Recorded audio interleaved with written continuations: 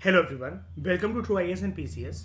तो दोस्तों, हम क्या कर रहे हैं इस लेक्चर में, हम लोग जो माइक्रो इकोनॉमिक्स की जो सीवी सचदेवा की बुक है, इससे हम लोग जानते हैं पहला चैप्टर इसका, introduction to the concepts of micro economics. आगे बढ़ने से पहले एक बात मैं क्लियर कर देना चाहता हूँ। देखो, मेरी प्लेलिस्ट में नितिन सिंघानिया वाली जो मेजर जो प्लेलिस्ट है, जिसको इकोनॉमी के लिए आप लोग देखते हो, उसके अंदर जो चैप्टर 1 है ना, चैप्टर 1 इसी चीज से रिलेटेड है, कंसेप्ट टू माइक्रो इकोनॉमिक्स। लेकिन वहां पर ना वो चैप्टर ऐसा है कि अगर आप यूपीएससी के परस्पेक्टिव से देखो तो वो चैप्टर सिर्फ आपकी 45% ही हेल्प कर सकता है कोर कंसेप्ट को डेवलप करने में। बाकी सब कुछ उस चैप्टर के अंदर आपको मगअप करना पड़ेगा, आपको रट्टा मारना पड़ेगा। तो ये जो चैप्टर है नितिन सिंघानिया की बुक से जो लिया गया है, उसका जो बेस है वो इसी बुक से है और इस चैप्टर से है। Chapter number 1, introduction to the concepts of micro economics. तो यहां पर अगर आप देखो, जैसे श्रेया, यही सब तो बातें उसके अंदर हमने सीखी हैं कि difference between micro and macro economics, economy क्या होता है, इकोनॉमिक प्रॉब्लम क्या होती हैं, सेंट्रल प्रॉब्लम्स क्या होती हैं इकोनॉमी की, पीपीसी का कंसेप्ट क्या होता है, ये अपॉर्चुनिटी कॉस्ट क्या होता है, मार्जिनल अपॉर्चुनिटी कॉस्ट क्या होता है, पीपीसी के कर्व की शेप कैसी होती है, यही सब सीखा ना उसके अंदर। ये इसी बुक से लिया गया है, ठीक है। तो करना क्या, इस चैप्टर को जब पूरे का पूरा पढ़ लेना, सीबी सचदेवा के अंदर ये सारे के सारे ये जो क्वेश्चंस हैं ये दे रखे हैं, मतलब सॉरी, ये शुरू के जो कंसेप्ट है ये दे रखे हैं, एक बार इसको देख लेना। एक बात और श्रेया, जो नेशनल इनकम में आप जो परेशान होते थे कि मैं क्वेश्चन बैंक बना रही हूँ, सीबी सचदेवा के पीछे हर तरीके का क्वेश्चन बैंक गिवन है। इस लेक्चर के बाद मुझसे मांग लेना, मैं फोटो खींच के भेज दूंगा। एमसीक्यू गिवन है, fill in the blanks given है, ट्रू एंड फॉल्स गिवन है, वन लाइनर गिवन है, 2 मार्क्स गिवन है, 4 मार्क्स गिवन है, 6 मार्क्स गिवन है। 15 पेजेस के उसके सिर्फ क्वेश्चन बैंक है, हर एक पेजेस के ऊपर। मतलब एक पेज है फिर क्वेश्चन है, फिर पेज है फिर क्वेश्चन है, कि मतलब पहले पेज के ऊपर कितने क्वेश्चन बन सकते हैं, सारा उसने करा हुआ है। वो मैं आपको दे दूंगा, उससे कर लेना अपना क्वेश्चन बैंक प्रिपेयर, ठीक है। चलो हम बात करते हैं बेसिक इंट्रोडक्शन की। तो शुरू में तो आपको बोल रहा है इकोनॉमिक्स जो है ये अब नई तरीके से क्लास 11th के बच्चों को इंट्रोड्यूस करा जा रहा है, वो सब छोड़ो, डायरेक्टली यहां पर आओ। देखो, इंसान की जो जरूरतें हैं, इंसान की जरूरतें दो चीजों से ही फुलफिल करी जा सकती हैं, राइट? Goods and services. इंसान को जीवन में यही दो चीजें चाहिए, राइट श्रेया? अब उसमें से अगर हम थोड़ा सा इसको प्रैक्टिकल ग्राउंड्स पे देखें, ज्यादातर तो इंसान को चाहिए गुड्स, ज्यादातर, मतलब देखो इकोनॉमिक्स कहती है कि गुड्स एंड सर्विसेज, लेकिन वो परसेंटेज नहीं बताती है। लेकिन ज्यादातर इंसान जो है वो गुड्स के पीछे ही अपने जीवन को चलाता है। 90%, या चलो 90 बहुत ज्यादा ना बोल के मैं 70 to 30 कर दूं तो ये फिट बैठेगा कि 30% हमारी डिमांड डेली के जीवन में होती है सर्विसेज को लेकर, लेकिन 70% हम लोग पूरे जीवन काल में अपने गुड्स ही गुड्स कंज्यूम करते हैं और उसी के पीछे भागते हैं।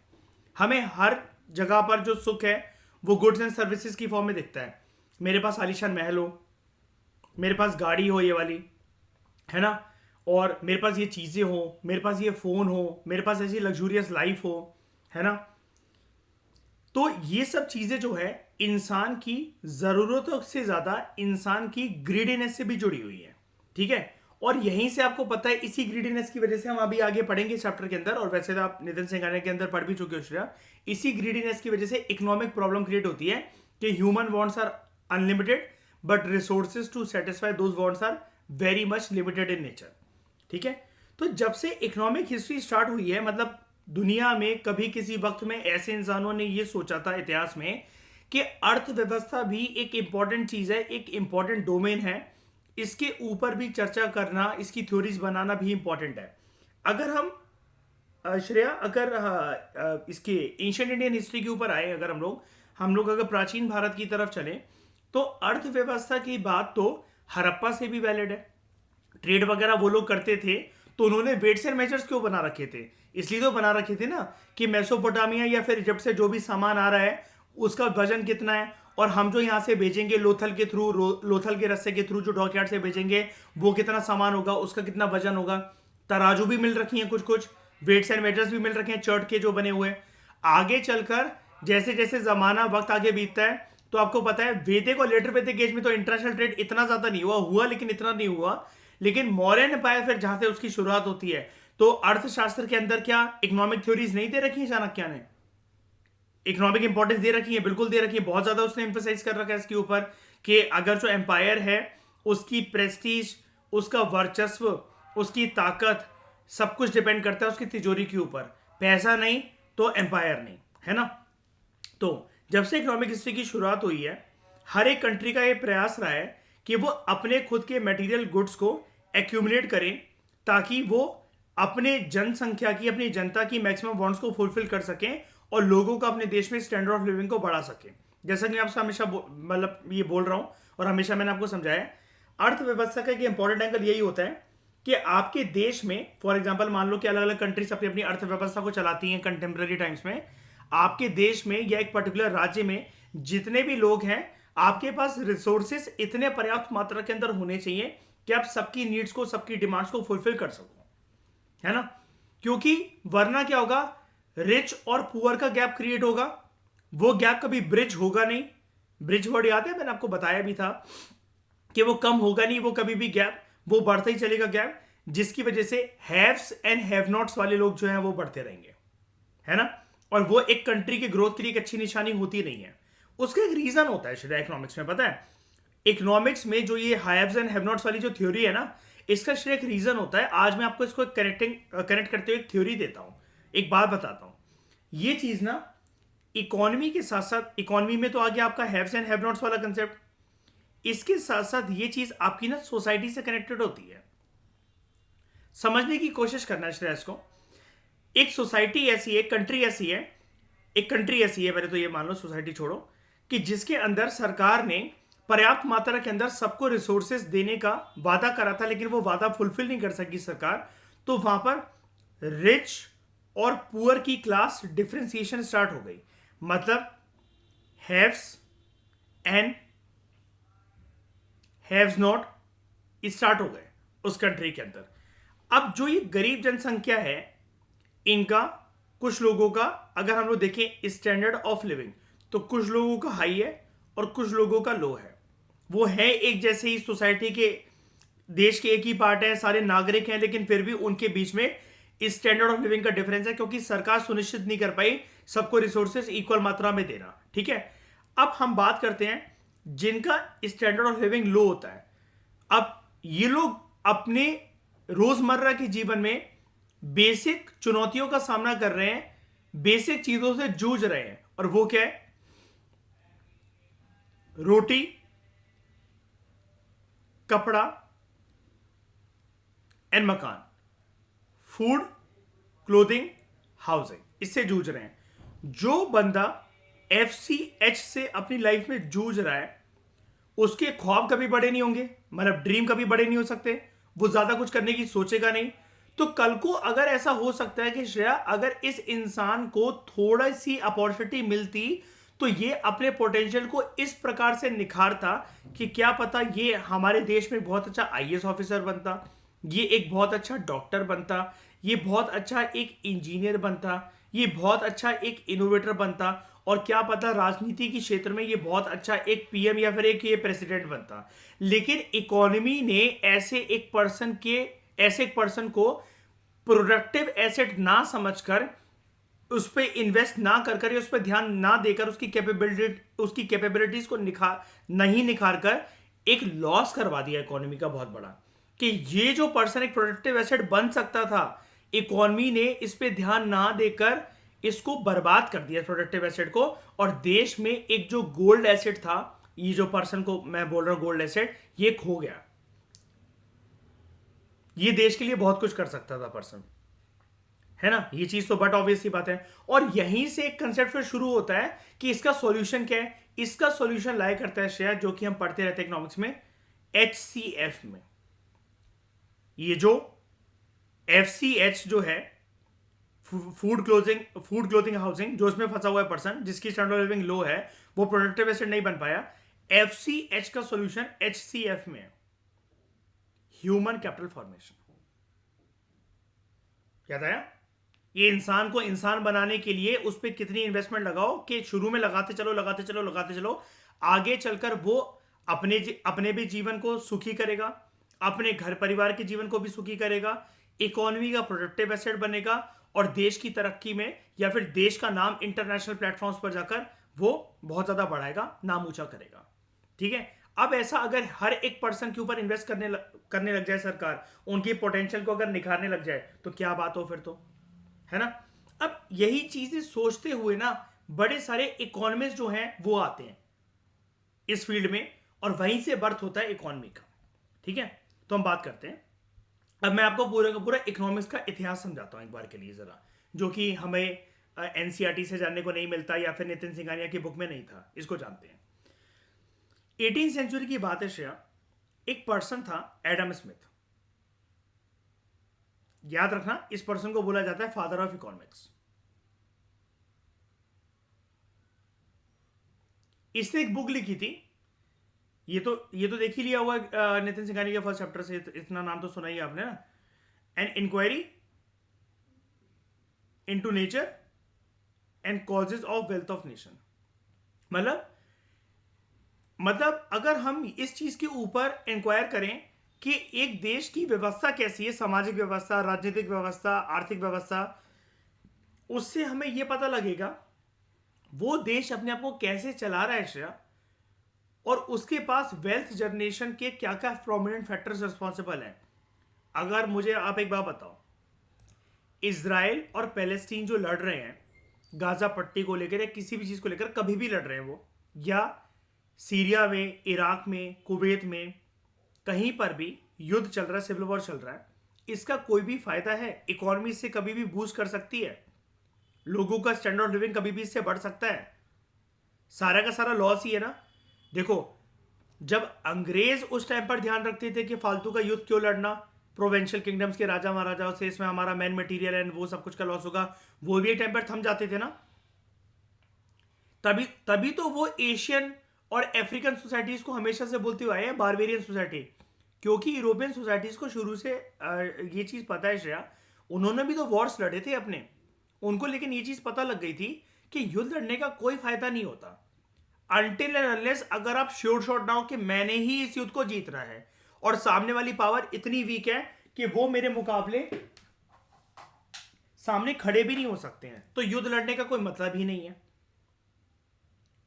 है ना। क्योंकि युद्ध लड़ने में क्या होगा, आपके लोग मरेंगे और अगर आप जो है युद्ध लंबे समय तक चलता है, अगर आपने सामने वाली पार्टी को उकसा दिया तो फिर स्टैंडर्ड ऑफ लिविंग लोगों की कम हो गई, लोगों के पास इकोनॉमिक रिसोर्सेज नहीं होंगे, लोग इकोनॉमी का प्रोडक्टिव एसेट भी नहीं बन पाएंगे, और ह्यूमन कैपिटल फॉर्मेशन लोगों की क्रिएट ही नहीं हो सकेगी, क्योंकि उस टाइम पर schools, universities, colleges, health dispensaries, medical stores, ये सब कुछ बंद रहते हैं युद्ध के टाइम पर।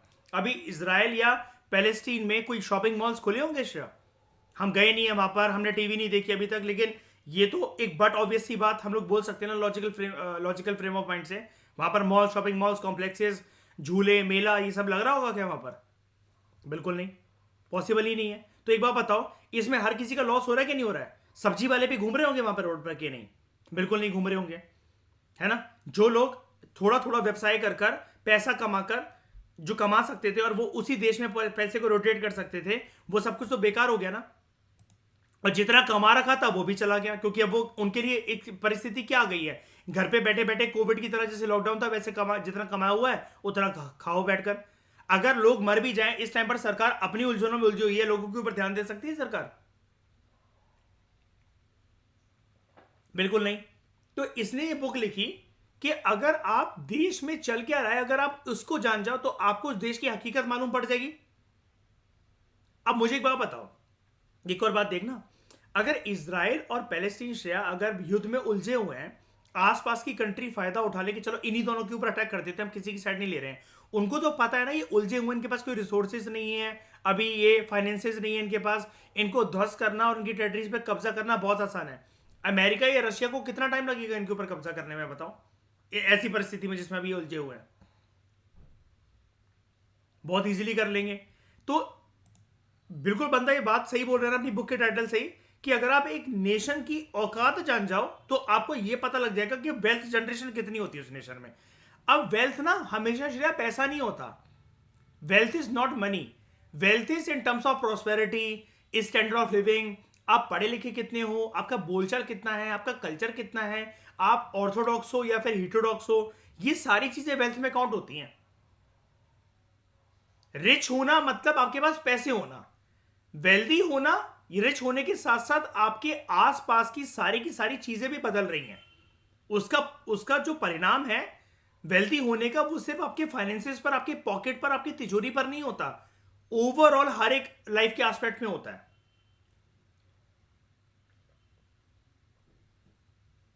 तो 1776 में इसने बुक लिखी थी। ये ईयर इंपॉर्टेंट है, मैंने आपको उधर भी बताया था, वैसे ईयर इंपॉर्टेंट नहीं होते हैं, लेकिन पहले चैप्टर के अंदर नितिन सिंघानिया के अंदर मैंने बताया था, ठीक है।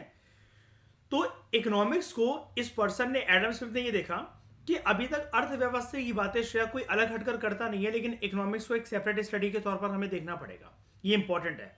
He regarded economics as a separate subject of study. अब ये जो डेफिनेशन है ना इसकी, ये इसमें किसको एम्फसाइज कर रहा है बहुत ज्यादा? कंट्रीज की वेल्थ, कंट्रीज की वेल्थ, कंट्रीज की वेल्थ, बार बार यही बोले जा रहा है ना। इस डेफिनेशन को हम लोग कहते हैं वेल्थ डेफिनेशन।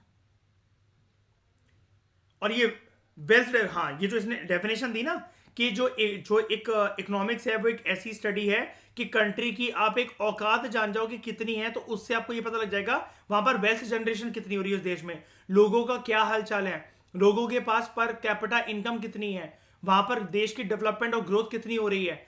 ये जो इसने बुक लिखी, बुक के टाइटल के बेसिस पर एडम स्मिथ की इकोनॉमिक्स की समझ को कहा जाता है कि इसने जो इकोनॉमिक्स की डेफिनेशन दी वो वेल्थ की पर्सपेक्टिव से दी, इसलिए इकोनॉमिक्स की डेफिनेशन शुरुआती दिनों में वेल्थ डेफिनेशन थी।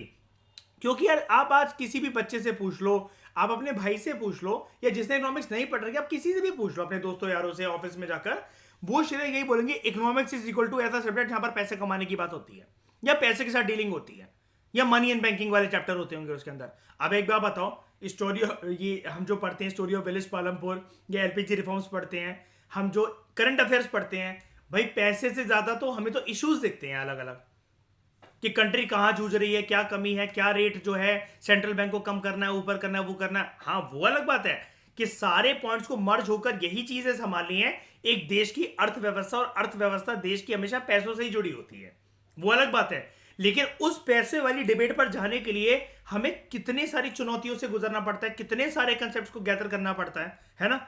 तो शुरू में जो इकोनॉमिक्स की इसने डेफिनेशन दी, इसने इधर उधर की बातें ना करके इसने बोला economics is all about wealth creation. किसी भी देश की अर्थव्यवस्था जो है वो इस चीज से रिलेटेड है, उस देश की तिजोरी में पैसा कितना है, वो देश की सरकार उस तिजोरी से निकाले हुए पैसे को जनता के ऊपर खर्च कितना कर रही है, जनता की जीवन में प्रभाव इसका क्या पड़ रहा है, और जनता क्या अपनी स्टैंडर्ड ऑफ लिविंग को बढ़ा पा रही है या फिर वो पूरी की पूरी गिरी हुई है। तो देखो वेल्थ डेफिनेशन, ठीक है। अब वेल्थ डेफिनेशन वही, जैसे कि मैंने आपको बुक का जो उसका टाइटल दिया, it focused on how Nations acquire wealth consisting of material goods. याद रखना एक एक वर्ड इंपॉर्टेंट है। इसने शुरू में देखो, ईयर देख लो ना, 1776, 16th सेंचुरी चल रहा है आसपास लगभग, ठीक है। यहां पर इस टाइम पर सर्विसेज की तो कोई बात ही नहीं है भाई। सर्विस क्या है, लोग मिलिट्री सर्विस ही करते थे, और वो भी सरकारी चुनेगी। ये यूरोपियन बंदा, वहां पर आपको पता है सोल्जर्स होते थे, नाइट्स, याद है, KNIGHTS, है ना, नाइट्स। तो वहां पर कोई सर्विस की कोई बात ही नहीं है। लोगों को इस टाइम पर क्या हेयर कट लेने जाना है, स्पा करवाना है, ये सर्विस चल रही है। यहाँ पर सैलून खोलना है, मॉल खोलना है, उनको शॉपिंग कॉम्प्लेक्स खोलना है, नहीं। सर्विस तो ऐसे बहुत कम है जो कि आपकी कोई मदद कर दे, वो कर दे। जनरली इकोनॉमी भी तो यहां पर बार्टर इकोनॉमी है, इकोनॉमी भी तो बार्टर इकोनॉमी है, ठीक है। लेकिन चलो मान लेते हैं कि किसी किसी रीजन में पैसे आ भी गए, लेकिन ये फिर भी फोकस कर रहा है, बीइंग अ पढ़ा लिखा व्यक्ति, कि देखो कह रहा है मुझे नहीं पता कि किस इकोनॉमी का सिस्टम बार्टर इकोनॉमी के ऊपर बेस्ड है, मरीन बैंकिंग के ऊपर बेस्ड है। मैं बस इतना कहना चाह रहा हूं कि देश में सरकारों को यह प्रयास करना चाहिए कि वो वेल्थ क्रिएशन करें, उस वेल्थ क्रिएशन से रिसोर्स जनरेशन करें, और वो रिसोर्सेज जो हैं वो सारी जनसंख्या को इतना मिले कि लोगों के बीच में रिच और पुअर में डिफरेंसेस ना हो बहुत ज्यादा, हैव्स एंड हैव नॉट में डिफरेंसेस ना हो बहुत ज्यादा, और सबको जो है वो सहूलियत मिले उस देश में रहने की। और सहूलियत किस फॉर्म में, स्टैंडर्ड ऑफ लिविंग की फॉर्म में। तो है ना, तो इसने वेल्थ डेफिनेशन पे फोकस करते हुए कहा कि मैं ये बताना चाह रहा हूं अपनी बुक से, an inquiry into the nature and cause of the wealth of nation, इस किताब से ये बताना चाह रहा हूं जो कि 1776 में मैंने पब्लिश करी। तो एडम स्मिथ कहता है कि कैसे देश जो है वो वेल्थ को एक्वायर करेंगे, और इसके लिए वेल्थ का मतलब क्या था एडम स्मिथ के लिए, मटेरियल गुड्स।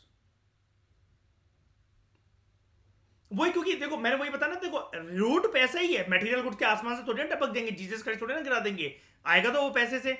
लेकिन मटेरियल गुड्स इतने कि भाई लोगों में वेल्थ इतनी बांटो तो कि जो तुम अफोर्ड कर पा रहे हो वो मैं भी अफोर्ड कर पाऊं।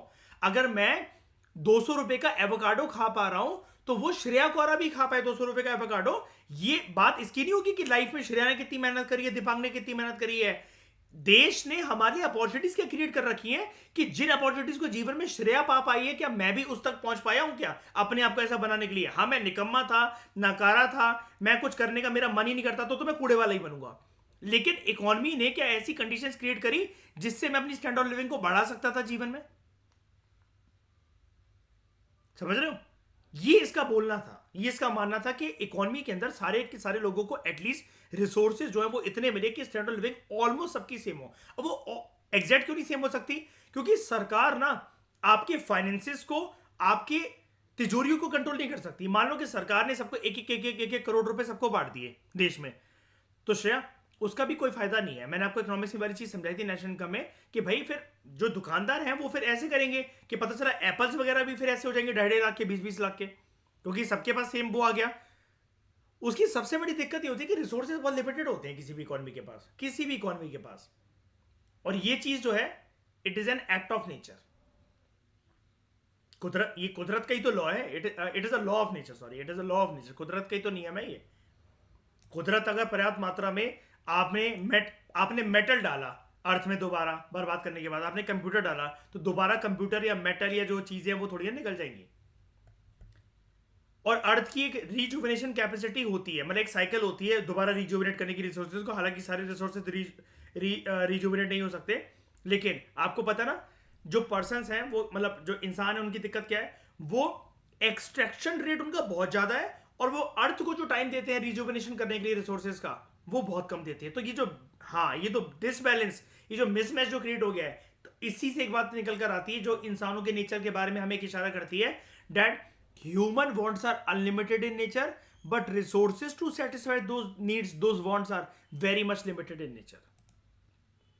आई थिंक पहली डेफिनेशन बहुत अच्छे से समझ में आ गई होगी आपको। ये वाली बातें इंपॉर्टेंट है श्रेया, आपको देखने से पता लग रहा होगा। कोई बड़ी बात नहीं है यूपीएससी एक ट्रैप बिछाना चाहे। ट्रैप के मतलब एक चीज, छोटी सी चीज टेस्ट करना चाहिए कि भाई साहब तुम पूरे इकोनॉमिक्स का सिलेबस पढ़कर आ रहे हो, तुम्हें ये पता है कि वेल्थ डेफिनेशन किसने दी थी इकोनॉमिक्स की? एडम स्मिथ की बुक का नाम क्या है ना? और ये इकोनॉमिक्स को सेपरेट सेपरेट की तरह किसने ट्रीट करा? तो ये बंदा Adam Smith, father of economics, an inquiry into the nature and causes of wealth of nation, 1776।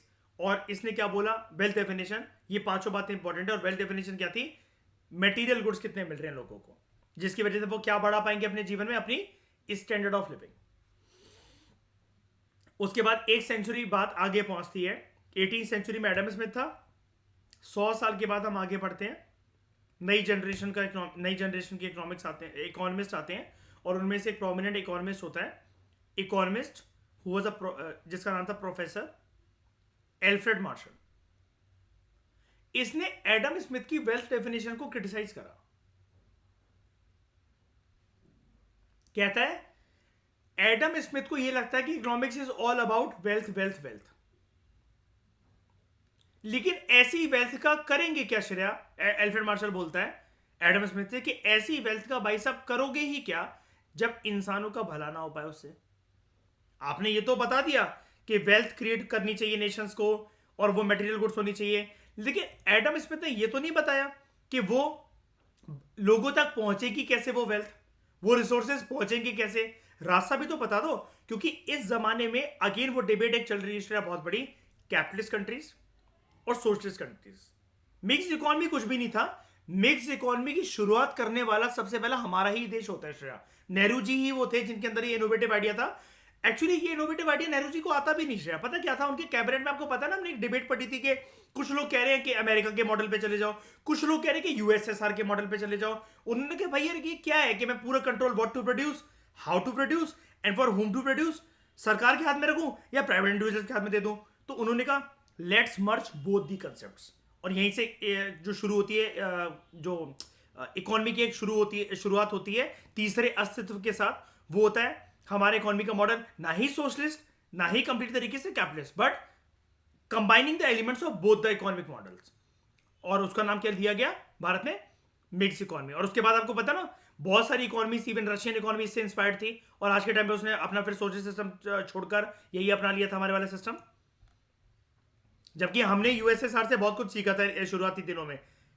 याद है, ओल्ड वेलफेयर स्कीम सीखी थी हमने, उससे बोरो करी थी। 5 ईयर प्लान्स का कंसेप्ट हमने उससे बोरो करा था, है ना, कि सरकार के हाथ में मेजर पीएसयू और पीएससी सेक्टर्स होने चाहिए, हम ये कंसेप्ट हमने उससे बोरो करा था, है ना। Pensions, old age scheme welfare, children welfare, women के लिए वो सारी चीज़ें, और सब्सिडीज वगैरह देना देश में जो लोग अफोर्ड नहीं कर सकते, लाइक फार्मर्स वगैरह चीज़ें। ये सब कुछ हमने रशियन इकोनॉमी से मॉडल को बोरो करा था, है ना। ठीक है, तो इसने क्या क्रिटिसाइज करा, इसने क्या बोला श्रेया, एल्फ्रेड मार्शल का क्या बोलना है, एडम स्मिथ की कौन सी बात से ये खफा है, कौन सी बात से ये एग्री नहीं करता। वेल्थ, है ना, कि वो सिर्फ वेल्थ की बात करता है और किसको इग्नोर कर रहा है, ह्यूमन वेलफेयर के कंसेप्ट को, कि इंसान का भला कैसे होगा इस वेल्थ में, ये भी तो बता दो। एडम स्मिथ ने मन नहीं बताया। तो एल्फ्रेड मार्शल की किताब जो थी उसने 1890 में पब्लिश करवाई, और ये याद रखनी 1776, ठीक है। ये एक ऐसा टाइम भी था 1776 वाला टाइम, जहां पर अगर आपको शायद थोड़ा सा याद हो, अगर आप दिमाग पे अपने फोकस डालो, तो अमेरिकन वॉर ऑफ इंडिपेंडेंस वाला आसपास का टाइम चल रहा है। अमेरिका जब यूके से, है ना, हाँ, जब यूके से आजाद होने की कोशिश कर रहा है अमेरिका, ठीक है। आपको पता ना यूके ने अमेरिका को गुलाम बनाया हुआ था। नहीं, मैं वही तो कह रहा हूँ कि ये टाइम पीरियड ऐसा चल रहा है 1770s वाला, कि जहां पर ये मतलब दुनिया में मतलब बहुत सारी जो कंट्रीज हैं अब वो कॉलोनीज के खिलाफ आवाज उठाना शुरू हो रही हैं, ठीक है। और उसमें से पहली थी अमेरिका, जिसने सक्सेसफुल इंडिपेंडेंस पा ली थी। तभी तो वहां पर हम पॉलिटी के अंदर एक कंसेप्ट पढ़ते हैं श्रेया, कि अमेरिका जो है it is an amalgamation and union of 50 states. और राज्यसभा के कंसेप्ट के अंदर याद है हम एक चीज पढ़ते हैं कि वहां पर हर एक रिप्रेजेंटेटिव, एक स्टेट से 2 रिप्रेजेंटेटिव होते हैं, जबकि हमारे देश में ऐसा नहीं होता। हमारे में पॉपुलेशन के बेसिस पर बहुत सारे क्राइटेरिया को इंक्लूड करके ऐसा करा जाता है। एक्चुअली क्या था, एक लाइन पढ़ी होगी आपने लक्ष्मीकांत में, अगर मैं आपको रिकॉल करवाऊं, वहां पर सारे स्टेट्स ने एक एग्रीमेंट साइन करा था, yes we want to come together and form USA, United States of America. जबकि इंडिया में ऐसा कोई विलिंग कॉपरेशन है, कोई एग्रीमेंट नहीं था। लक्ष्मीकांत बोलती है वाली लाइन चैप्टर 2 और 3 में, है ना। Very good, confederation of states. लेकिन हमारे कोई एग्रीमेंट नहीं हुआ था इसके लिए, और वो कोई एग्रीमेंट नहीं माना जाएगा। इसको क्या कहते हैं, क्या था वो, इंस्ट्रूमेंट ऑफ एक्सेशन। हाँ, वो तो क्योंकि सारे के सारे जो प्रोविंसेस थी वो तो किसका, सरदार वल्लभ भाई पटेल जी का एक वो था कि मतलब ये इंडिपेंडेंट कल को ना चले हो जाए, या पाकिस्तान की तरफ मर्ज ना कर जाए, है ना, आज़ादी के बाद। लेकिन ऐसा कोई बिलिंग कॉपरेशन नहीं देखा गया कि मतलब एग्रीमेंट, सारा कॉपरेशन देखा गया, लेकिन कोई बिलिंग एग्रीमेंट नहीं देखा गया कि एग्रीमेंट आ रहा है, जो जो उसको साइन करते जा रहे हैं वो बनते जा रहे हैं। क्योंकि अगर ऐसा होता तो एग्रीमेंट तो एक सोशल कॉन्ट्रैक्ट, एग्रीमेंट तो एक कॉन्ट्रैक्ट होता है, चाहे कैसा भी हो, चाहे आपके और मेरे बीच में हो, किसी के भी बीच में हो, और वो कॉन्ट्रैक्ट किसी भी तरीके का तोड़ा जा सकता है। अगर ऐसा होता तो आर्टिकल 1 to 4 अलाउ कर देते, पार्ट 1 जो है कॉन्स्टिट्यूशन का, कि स्टेट जो है वो टूट कर जा सकती हैं। हमसे ले सकते हैं, हम दे नहीं सकते किसी को कुछ भी, आज़ादी भी नहीं दे सकते हैं, कि मतलब आज़ादी इन द सेंस के सेपरेट राज्य बना देंगे भाई साहब हम आपका, आप ये सोचो कंट्री बना के खड़ी करते हैं तो वो नहीं हो पाएगा। हमारी पॉलिसी ही नहीं है ये, big no big no big no, ठीक है। तो मार्शल ने अपनी बुक प्रिंसिपल्स ऑफ इकोनॉमिक्स लिखी थी 1890 में, और इसने अपनी डेफिनेशन दी। आगे बढ़ने से पहले इसकी डेफिनेशन को कहा जाता है Shreya, welfare definition. Adam Smith की डेफिनेशन को क्या कहा जाता है, वेल्थ डेफिनेशन। ये दी वेल्थ डेफिनेशन, ये है वेलफेयर। क्यों ये, क्योंकि एडम स्मिथ से भाई साहब एल्फ्रेड मार्शल इसी बात के लिए तो खफा है कि दे हैव, मतलब he has ignored human welfare in his theory, ठीक है। तो क्या कहता है ये वेलफेयर के बारे में, इसका क्या मानना है, कह रहा है इकोनॉमिक्स एक ऐसी स्टडी है इंसानियत के बारे में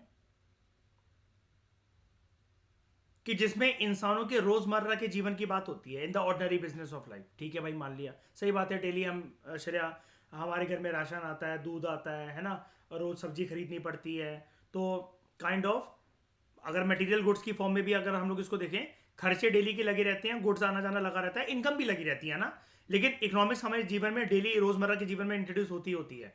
देखो श्रेया, मेरा घर से बाहर निकलना, बाइक लेकर स्टूडेंट्स को पढ़ाने जाना, मेरा पेट्रोल का खर्चा, आपका ऑफिस तक जाना, आपका कैब का खर्चा, यानी कि इकोनॉमिक्स की शुरुआत तो हमारे जीवन में सुबह से ही हो जाती है 8 बजे से, है ना। अब देखो, कह रहा है economics is the study of mankind in the ordinary business of life. Economics इस चीज की तरफ इंक्वायर करता है, क्या, how a person gets his income, and how he spends it. अगर ये चीज हम जान लें, इनकम कितनी आ रही है, पर्सन खर्चा कितना करता है, तो हमें यह पता लगेगा लोगों के पास खर्च करने को कितना है, खर्च करने को होगा कितना, वो इस बात पे डिपेंड करेगा कि इनकम कितनी है। और इसके साथ एक और चीज, बाजार में रेट क्या चल रहे हैं। तीनों चीजों के बीच में श्रेया एक बहुत तगड़ा एक लिंक होना चाहिए, लिंक से ज्यादा भी बैलेंस होना चाहिए। लिंक तो चलो छोड़ दो, लिंक तो होता ही है, बैलेंस होना चाहिए। भाई आपकी एक इनकम, खर्चा आपका इतना हो रहा है या आप कर रहे हो, दोनों चीजें होती है श्रेया, विलिंगली या फिर forcefully. Forcefully in the sense, यार इसी बिल्डिंग में अगर ऑफिस होता तो क्यों खर्च होते आपके रोज के यार 250-300-500 रुपए ट्रैवल करने में, है ना। यही अगर एक फ्लैट क्वार्टर ऑफिस की बिल्डिंग वालों ने दे रखा होता तो किराया क्यों खर्च होता। मेरे घर पे बहुत बड़ा स्पेस होता तो मैं अलग से कमरा लेकर ये यूट्यूब के लिए क्यों रह रहा होता, या अपनी पढ़ाई करने के लिए क्यों रह रहा होता, है ना। तो यानी कि यहां पर हम बात ये करना चाह रहे हैं, मतलब ये एल्फ्रेड मार्शल ये कहना चाह रहा है, इसके पर्सपेक्टिव से समझे कि लोगों को इनकम कितनी मिलती है, लोग खर्चा कितना करते हैं विलिंगली या अनविलिंगली, और बाजार में रेट क्या चल रहे हैं अलग अलग गुड्स एंड सर्विसेज के। अब देखो इसके बीच में अलग अलग सिचुएशन बनाने की कोशिश करते हैं श्रेया, बिल्कुल फ्री माइंड से। मेरी इनकम बहुत ज्यादा है, बहुत ज्यादा है मेरी इनकम, मैं हूं कंजूस, खर्चे मेरे नाम मात्र के बराबर हैं, और बाहर जो चीजें ऐसी कि जिस चीज में मैं हाथ रखूं किसी पर टैग नहीं देखना पड़ता भगवान की कृपा से। अब इस केस में क्या है, मेरी स्टैंडर्ड ऑफ लिविंग कैसी होगी बताओ, मेरा ह्यूमन वेलफेयर कैसा होगा, ज्यादा होगा। दूसरी सिचुएशन, एक पर्सन है, उसकी इनकम ठीक ठाक है, खर्चा उसका ना चाहते हुए भी बहुत ज्यादा हो जाता है, बच्चों की स्कूल की फीस, घर का किराया, चीजों का बढ़ना, बाजार में राशन सस्ता, बाजार में राशन महंगा हो जाना, ट्रैवल के ऊपर एक्सपेंसेस करना, पेट्रोल रोज डलवाना गाड़ी में, बाइक में, बहुत कुछ खर्चे हो जाते हैं, मंथ के एंड में उसको कुछ भी नहीं बच रहा। ठीक है, तो बताओ इसका ह्यूमन वेलफेयर कैसा होगा, कम होगा। अब तीसरी चीज, इंसान की इनकम बहुत मिनिस्क्यूल है और वो कंजूसी कर रहा है, लेकिन फिर भी कुछ तो खर्चा करना ही पड़ेगा पैसे। लेकिन बाजार में चीजों के बहुत हाई दाम है, बहुत हाई दाम। उसकी 30 दिन की सैलरी मुश्किल से 12-15 दिन चलती है। अब इसके अंदर ह्यूमन का वेलफेयर कैसा होगा, हद से ज्यादा कम होगा। वो हो सकता है कि जिसको हम लोग कहते हैं ना कि almost on the brink of poverty वाली लाइफ जो है वो बिता रहा हो, थोड़ा है थोड़ी की जरूरत है ना। तो यहां पर एडम स्मिथ एल्फ्रेड मार्शल ये कहता है एडम स्मिथ को क्रिटिसाइज करते हुए कि एक पर्सन को अपनी इनकम कैसे प्राप्त होती है, वो उसका खर्चा कैसे करता है, ये एक बहुत बड़ा सवालिया चिन्ह है ह्यूमन वेलफेयर को देखने के लिए किसी भी देश के अंदर। अब एक बात बताओ, इनकम कैसे होगी, आप खर्चा कितना करते हो और बाजार में चीजों के दाम क्या है, ये श्रेय कंट्री टू कंट्री डिपेंड करता है कि नहीं करता है बताओ। बिल्कुल करता है। तो thus it is on the one side of a study of wealth, मतलब जो इसकी डेफिनेशन उसको कहा जा रहा है कि एक तौर पर तो ये it is a study of wealth, and on the other hand more important side a part of study of man also, यानी कि उसके वेलफेयर से रिलेटेड। जबकि एडम स्मिथ की कौन सी साइड थी, सिर्फ only study of wealth, not study of man. मतलब मैन के साथ क्या जुड़ा हुआ है, उसका ह्यूमन वेलफेयर। लेकिन एल्फ्रेड मार्शल ने बस क्या करा, वेल्थ डेफिनेशन में +1 कर दिया, और वो +1 क्या है, ह्यूमन वेलफेयर। ठीक है, this definition also called as welfare definition, it was very very popular until it was criticized by Lord Robbins। Again एक शताब्दी आगे बढ़ते हैं, 20th सेंचुरी पे चलते हैं। तो समझ जाना, Adam Smith wealth definition, book का नाम क्या, an inquiry into the nation cause of wealth of nation. He was interested in just finding out the wealth of nations. 19th century, Alfred Marshall, book का नाम श्रेया, principles of economics. Adam Smith को criticize करते हुए, wealth definition को expand करते हुए एक चीज को और इनकॉर्पोरेट करता है, और वो क्या है, वेल्थ के साथ साथ जरूरी है ह्यूमन वेलफेयर। क्योंकि वो वेल्थ से तो पता लगेगा कि ह्यूमन वेलफेयर है कितना, या फिर वेल्थ हर लोगों तक इक्विटेबल या फिर अनइक्विटेबल तरीके से डिस्ट्रीब्यूट तो नहीं हो रही है कहीं। और इसमें अगर वेल्थ अगर सबको फेयर तरीके से नहीं मिल रही है, गलती किसकी है श्रेया, गलती किसकी, ब्लेम किसके ऊपर डालें, गवर्नमेंट के ऊपर। गवर्नमेंट के ऊपर। गवर्नमेंट असमर्थ रही है सारे लोगों को equal standard of living provide करने में। और इक्वल की बात हमेशा ये नहीं होती कि हम डॉट टू डॉट मैच कर रहे हैं, भाई ऊपर नीचे का थोड़ा बहुत फर्क हो सकता है, लेकिन हैव्स एंड हैव नॉट्स बहुत ज्यादा नहीं होने चाहिए, इनइक्वालिटी कम होनी चाहिए। ठीक है, समझ में आ रहा है श्रेता? ये लास्ट है जो अब इकोनॉमिक्स हम पढ़ने जा रहे हैं, इसके बाद क्योंकि इकोनॉमिक्स की थ्योरी ना शांत हो गई थी बिल्कुल। ठीक है, 20th सेंचुरी में जो रॉबिन्स है, रॉबिन्स ने मार्शल की डेफिनेशन को क्रिटिसाइज करा। पर्सन का नाम है रॉबिन्स या लॉर्ड रॉबिन्स, ऊपर देखो लॉर्ड रॉबिन्स दे रखा है। ठीक है, और ये टाइम है 20वीं शताब्दी, 20th सेंचुरी। इसने मार्शल की डेफिनेशन को क्रिटिसाइज करा। इसने बोला कि मार्शल की डेफिनेशन सिर्फ और सिर्फ मटेरियल वेलफेयर पे फोकस करती है,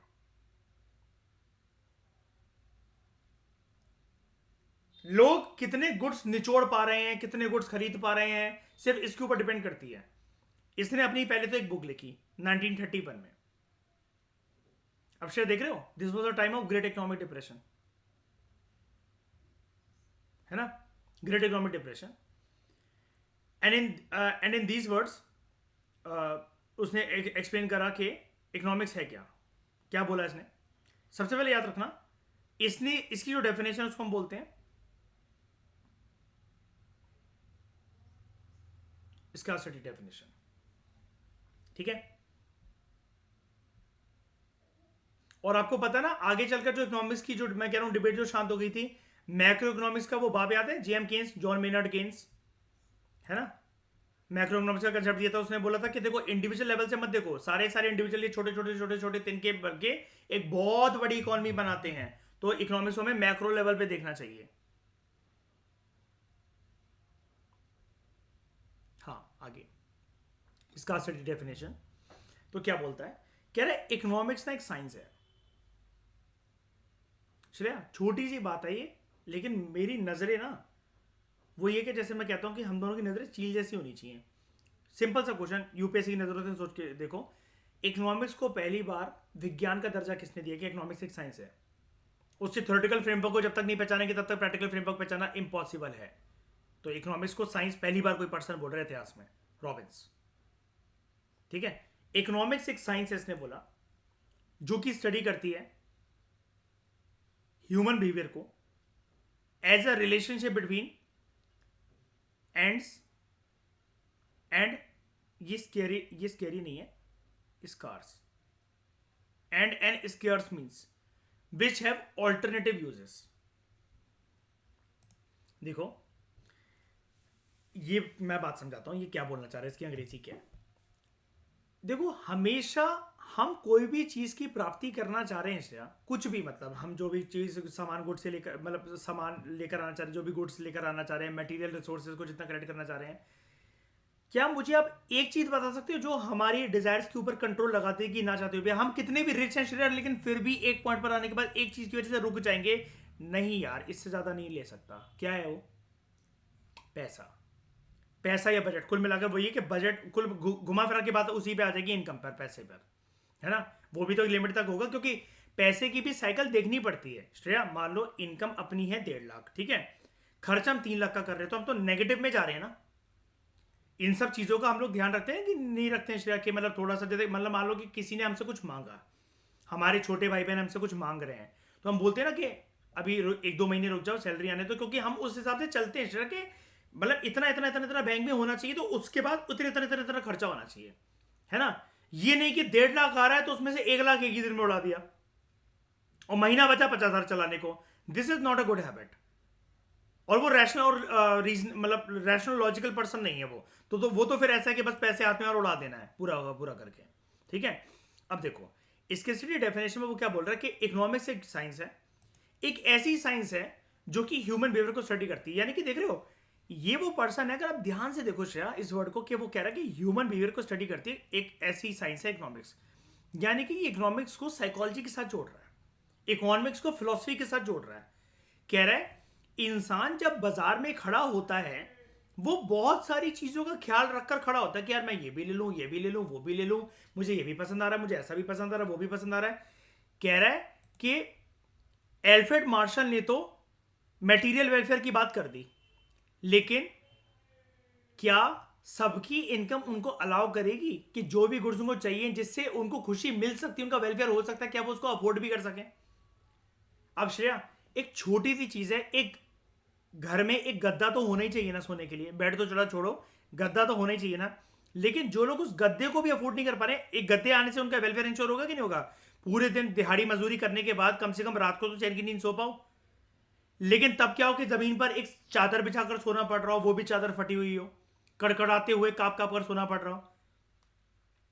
सरकार प्रयास करती है ना, आपने सुना होगा कई लोग जैसे डिस्ट्रीब्यूट भी करते हैं कंबल वगैरह, सरकार ये जो सर्दियों में सड़क के किनारे कई लोग सोते हैं, और रिपोर्ट्स भी आती है, भगवान करे ऐसा किसी के साथ ना हो, लेकिन अखबार में खबर नहीं आती है कि सड़क के किनारे ठंड में कुछ लोग सो रहे थे और रात को सोते सोते ही वो मर गए सर्दी की वजह से, दिल्ली के आसपास, है ना? तो यहां पर एक कहना क्या चाह रहा है, कह रहा है इकोनॉमिक्स एक ऐसा विज्ञान का क्षेत्र है which studies human relationship, human behaviour as a relationship between ends and scarce means which have alternative uses. मतलब आपकी इनकम आपको ये अलाउ नहीं कर सकती कि बाजार में आप खड़े हो श्रेया और हर कुछ गुड जो है जो आप चाहो वो पालो। आपको हमेशा किसी ना किसी प्रकार की कुर्बानी देनी पड़ेगी। अगर आप एक गुड की चाहत रखते हो तो कोई दूसरा गुड जो है वो आपको सेक्रीफाइस करना पड़ेगा। समझ रहे हो? तो ये चीज है कि आप हर गुड नहीं लेकर आ सकते। अब देखो, अब पढ़ो इसको, आप समझ में आएगा। ह्यूमन बिहेवियर है, अब बिहेवियर ऐसे ही तो ना, देखो बुरा लगता है ना यार, यार काश इनकम इतनी और होती यार, ये भी ले लेते वो भी ले लेते, क्योंकि इच्छाओं के ऊपर तो कोई वो नहीं है। अब बुरा लगता है तो क्या, उससे क्या लगता है भाई, कर लो तुम इतनी इनकम अपनी, पूरा नोट छापने की मशीन बन जाओ, फिर भी नहीं हो पाएगा। क्यों नहीं हो पाएगा? पता है श्रेया, इनकम भी अनलिमिटेड हो ना, इनकम भी अनलिमिटेड हो, तब भी आप नहीं गुड ले पाओगे। बताओ क्यों? ये condition very good, resources unlimited, कर लो। इलॉन मस्क पूरी दुनिया नहीं खरीद सकता, और क्योंकि रिजुविनेशन कैपेसिटी खत्म हो जाएगी। कर लो, जब वो खत्म होंगे रिसोर्सेज सारे के सारे, दोबारा एंजॉय नहीं कर पाओगे उस चीज को, बिल्कुल नहीं कर पाओगे। जैसे सबको पता है श्रेया, पेट्रोल जाने वाला है, ऑल्टरनेटिव जो मर्जी आते रहे, पेट्रोल डीजल जाने वाला है, पेट्रोल खत्म हो जाएगा, है ना? अब वो एक चीज स्केर्सिटी वाली तो चीज है ना? पैसे खर्च कर करके जितनी मर्जी लेते रहो, आपके पास अनगिनत तो पैसा हो, लेकिन एक टाइम के बाद पेट्रोल नहीं टेकेगा। तो इकोनॉमिक्स जो है, it is a science which studies human behaviour as a relationship between ends and scarce means. मतलब आपके पास जो भी चीजें पाने का जो आपके दिमाग में एक जो उत्साह है, एक जो एक्साइटमेंट है, और आप क्या सच में उसको पा सकोगे, इस चीज के ऊपर एक लिमिटेशन लगेगी। क्योंकि हर एक रिसोर्सेज के एक ऑल्टरनेटिव यूजेस भी होंगे। तो आप ये देखोगे कि भाई मुझे जिस चीज की सबसे ज्यादा रिक्वायरमेंट है, पहले मैं वो लूं, और पहले मतलब जो प्रायोरिटी वाली जो चीजें वो लेकर आऊं, और उसके बाद धीरे धीरे करते करते अपनी इनकम के हिसाब से मैं ये चीज देखूं। भाई घर का एक बंदे का राशन भरता है, तो सबसे पहले वो दाल चावल, ये जितने भी जो चीनी आटा, ये जो खत्म हो गया, पहले वो ये लेकर आएगा, या पहले वो ओरियो के बिस्किट्स के पैकेट उठा लेगा सबसे पहले जाकर दुकान में? पहले तो वो प्रायोरिटी वाली चीजें लेकर आएगा ना, राशन की जो जरूरत है, जिससे पूरे महीने घर परिवार जो है खाना खाएगा। ठीक है? तो ये जो डेफिनेशन थी, scarcity definition, it widened the scope of economics and raised it earlier considered an art to the standard of science. मतलब इसको पहले ना एक समझा जाता था कि बिल्कुल जो इसने बात कही है ये बिल्कुल एक साइंटिफिक बात है। अब ये प्रॉपर साइंस नहीं है, फिजिक्स केमिस्ट्री बायो वाली, लेकिन क्योंकि इसके अंदर ह्यूमन बिहेवियर का एंगल इंक्लूड है, तो हम इसको साइंस कह सकते हैं, एज अ फिलोसफी, जो कि एक साइंस की होती है, और साइकोलॉजी। आपको पता है साइंस की शुरुआत कहां से हुई थी श्रेया? सारी साइंसेस का बर्थ कहां से है? फिजिक्स केमिस्ट्री बायो, कोई सी भी साइंस हो, बॉटनी जूलॉजी, फिलोसफी से। फिलोसफी से सारी साइंसेस निकली हैं, याद रखना। ठीक है, पक्का। वो फिलोसफी तो मैं वैसे भी पढ़ाऊंगा, पता है क्यों? उससे ना एक तो नर्चर बहुत होगा दिमाग, और ऐसा नहीं कि टाइम वेस्ट करवाने को पढ़ाऊंगा, वो मैं पढ़ाऊंगा आपको in the context of ethics. बस बोर मत होना मुझसे, क्योंकि वो वही है ना कि जितना मैं अभी इतना बोलता हूँ तो उसमें डबल बोलता हूँ फिर मैं, क्योंकि वो मेरे एग्जाम्पल खत्म ही नहीं होते। और यही रीजन था, आशमा वगैरह इन सबको जितने लोगों ने मुझसे देखो 12th में साइकोलॉजी और ये सब पढ़ रखी है, 11th 12th में, इनके टॉप के नंबर आए थे बोर्ड्स में। वो एक ऐसी चीज है श्रेया, अगर आप उसको समझ गए ना, जीवन में आप दुखी होना, निराश होना, ये सब छोड़ ही दोगे, तो आपके लिए मजाक वाली बातें हो जाएगी। इसकी सीरियसली बोल रहा हूँ, मुझे नहीं देखा मैं कितना बेशर्म हूं। हाँ, latest trend is not only to accept scarcity definition of Robbins, मतलब वो कह रहा है कि आज के जमाने का ट्रेंड क्या है, मतलब अगर मानना है तो इनमें से किसकी बात को सच मानो। देखो, सच्ची बातें तो श्रेया तीनों नहीं कर रहे, कोई झूठ तो बोल नहीं रहा है, फालतू की बातें तो कोई भी नहीं कर रहा है, यहां पर जेन्युइन बातें ही हो रही है भाई। वेल्थ डेफिनेशन वो सही बोल रहे एक तरीके से, आगे चलकर हमें एक परस्पेक्टिव वेलफेयर मार्शल का भी मिला, हाँ यार वेल्थ के साथ साथ यार ह्यूमन वेलफेयर तो सोचा ही नहीं। लेकिन रॉबिन से कह रहा है भाई साहब ह्यूमन वेलफेयर तो तब देखोगे जब लोगों के पास होगा, जब जनता ही भिखमंगी होगी तो काय का ह्यूमन वेलफेयर। तो हमने कहा हाँ यार बातें तो तीनों ठीक हैं, क्योंकि पैसा होगा मटेरियल गुड्स आएंगे, मटेरियल गुड्स आएंगे तो ह्यूमन वेलफेयर होगा, लेकिन सबको मटेरियल गुड्स मिलेंगे कि नहीं मिलेंगे ये भी बहुत बड़ा सवाल है। और पता चला कि लोगों के पास ना पैसा है ना रिसोर्सेज को खरीदने की एबिलिटी है, तो वो स्केर्सिटी हो गई, या रिसोर्सेज अवेलेबल ही नहीं है, पता चला कंट्री के पास, कंट्री भिखमंगी है शरीर की, कंट्री नहीं मंगवा पा रही, उन रिसोर्सेज को क्रिएट नहीं कर पा रही। भाई कंट्री के पास टेक्नोलॉजी वगैरह होंगे, देखो अफ्रीका के पास क्या चीज है, अफ्रीका में ना सोना भरमार मात्रा में है, गोल्ड भर भर के, लेकिन ठेकेदारी क्यों देता फिरता दूसरी कंट्रीज को, चाइना वगैरह जैसी कंट्रीज को, खुद के पास टेक्नोलॉजी नहीं है उसे एक्सट्रैक्ट करने के लिए। तो वो क्या करते हैं कि हम आपका गोल्ड निकाल देंगे, 50-50% करोगे हमारे साथ, क्या चॉइस है अफ्रीका के पास, क्या चॉइस है। तुम भाई मजदूर लेकर फावड़ा लेकर तो खुदवा नहीं सकते उनसे गोल्ड, हाई टेक्नोलॉजी चाहिए। क्योंकि आपको पता है श्रेया, पेट्रोलियम या तेल के कुएं को खोदने में ना Arab countries, central Asia, even जिन जिन रीजन में मिलती है, ये बहुत बड़ा लक फैक्टर हो सकता था अगर टेक्नोलॉजी से इन्वेंट नहीं हुई होती तो। क्योंकि इसके अंदर ना लाखों करोड़ों रुपए का कभी कभार खर्चा हो जाता है किसी किसी फील्ड पर जाकर, और फिर भी कोई गारंटी नहीं होती कि वहां से पेट्रोल निकलेगा कि नहीं निकलेगा। आपको पता होगी ये वाली बात बहुत अच्छे थे, मतलब वही क्रूड ऑयल निकलेगा कि नहीं निकलेगा, पेट्रोल तो डायरेक्टली निकलता ही नहीं है, ऐसा कुछ वो नहीं होता।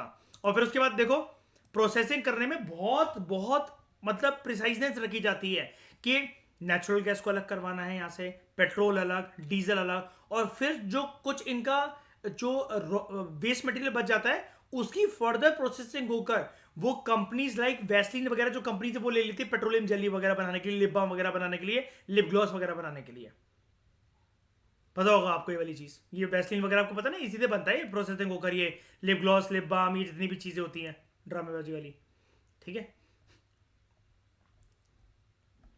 तो latest trend is not only to accept scarcity definition of Robbins but also to lay more emphasis on economic growth and social welfare. मतलब वही वाली बात है कि रॉबिन्स की डेफिनेशन को और एक्सपेंड करते हुए दो चीजें आई दुनिया में आगे जाके, सारे इकोनॉमिक्स ने बोला कि इकोनॉमिक्स में जब भी कोई चीज देख रहे हो ना तो दो चीजों का साथ मतलब साथ संगम होना चाहिए। एक है इकोनॉमिक ग्रोथ तो होनी चाहिए, एक है सोसाइटल वेलफेयर भी होना चाहिए। क्योंकि ऐसी इकोनॉमिक ग्रोथ का फायदा क्या श्रेय कि जब वो गिने चुने लोगों को मिल रहा है, सरकार ही खुश हो रही है कि हमारी इकोनॉमिक ग्रोथ है, झूठे झूठे आंकड़े पेश कर रही है, जनता जो है वो भुखमरी से मर रही है, सोसाइटल वेलफेयर होना चाहिए। तो आगे चलकर रॉबिन्स की डेफिनेशन को ऐसा समझा गया कि भाई ये फिजिक्स, केमिस्ट्री, बायो वाली साइंस नहीं है, ये जो है साइकोलॉजी, फिलॉसफी वाली साइंस है। लेकिन क्योंकि this psychology and philosophy is connected with the society, तो यानी कि it is a science which deals with psychology, philosophy, sociology and कुल मिलाकर इतनी सारी साइंसेस की कंफ्यूजन को मिटाने के लिए एक प्यारी सी टर्म बोली गई कि इकोनॉमिक्स हाँ एक विज्ञान का क्षेत्र है, लेकिन कैसा विज्ञान, जो कि समाज की दृष्टि से देखता है चीजों को कि लोगों के पास वेल्थ कितनी, लोगों के पास स्टैंडर्ड ऑफ लिविंग कितना, लोगों की अफोर्डेबिलिटी पावर कितनी, क्या लोग थोड़ा है थोड़ी की जरूरत ऐसी लाइफ से तो नहीं जूझ रहे हैं, कोई स्केर्सिटी तो नहीं है, रिसोर्सेज अवेलेबल हैं। तो इसको बोला गया